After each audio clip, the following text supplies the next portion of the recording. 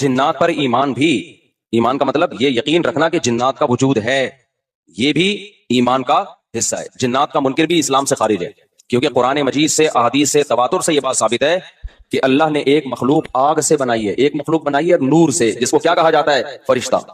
اردو میں، فارسی میں فرشتہ، انگلش میں اینجل، اور عربی میں ملک۔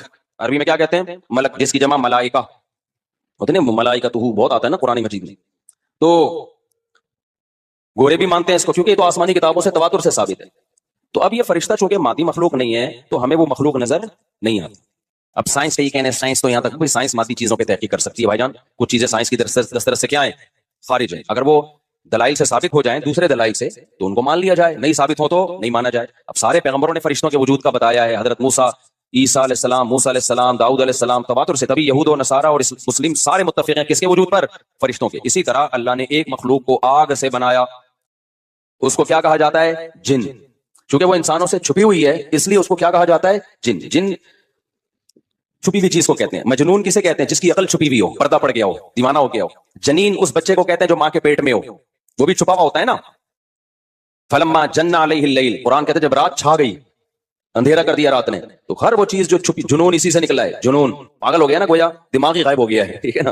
تو ہر وہ چیز جو چھپی ہوئی ہوتی ہے نا، اس میں جیم ڈبل نون والا مادہ پایا جاتا ہے۔ تو جن کو بھی جن اس لیے کہتے ہیں کہ وہ ہوتا ہے لیکن نظر بولو نہیں آتا۔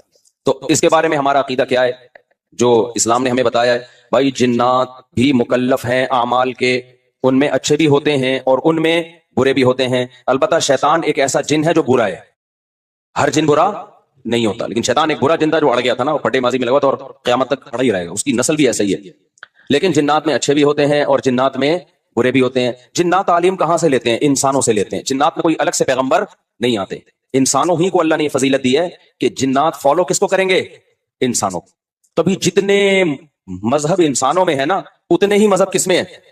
جن اگر میرا بیان سنتے ہیں تو 20 رکعت تراویح کے قائل ہو جاتے ہیں، کسی اہل حدیث کا بیان سنیں گے تو 8 کے قائل ہو جاتے ہیں، جہلم والی سرکار کا بیان سنیں گے تو جنوں کی بیویاں عدالت سے جا کے ان کی عدالتوں سے خلا لے رہی ہوتی ہیں کہ وہ شوہر جن شوہر دینے پر راضی نہیں ہوتا۔ وہ سارے جھگڑے جو انسانوں میں ہے نا، جن میں ہو سکتا ہے کوئی 4 شادیاں کرتے ہوں جو میرا بیان سنتے ہیں اور پٹ بھی رہے ہوں جنیوں سے، چڑیلوں سے، اور جن میں ایسے بھی ہوں گے جو ایک کے قائل ہوں گے۔ تو جتنے، مجھے نہیں پتا جنات کو 4 کی اجازت ہے کہ ایک ہی ہے، یہ کچھ مسائل ہو سکتے ہیں جنات کے ہم سے ڈیفرنٹ ہوں، لیکن بہرحال تو حدیث سے ہمیں یہ پتا چلتا ہے بھائی ایک مخلوق ہے جسے کیا کہا جاتا ہے؟ جن کہا جاتا ہے۔ وہ ہے، اس کا وجود ہے، اور چونکہ وہ ہو سکتا ہے یہاں بھی کچھ جنات بیٹھے ہوئے ہوں۔ اگر وہ آپ کہیں وہ بیٹھے ہوئے کیوں بھائی؟ وہ کھڑے ہو گئے تو سب آپ لیٹے ہوئے ہوں گے پھر یہاں پہ، اس لیے ان کو بیٹھے ہی رہنے دو۔ میں اکثر چٹکلا سناتا ہوں نا، وہ پرانا ہو گیا لیکن کیا کریں گے۔ ایک آدمی کو کسی نے بتایا یہ فلیٹ پرانا ہے، خالی ہے، یہاں جنات ہیں، ادھر نہیں جانا، وہ فنڈر بنا ہوا ہے۔ میں چل جن کی ایسی کی تیسی گیا، بیل بجائی، بندہ باہر نکلا نا، اب الٹے پاؤں اس کے آنکھیں گول گول، تو پھر بھی اس میں بڑا کانفیڈنٹ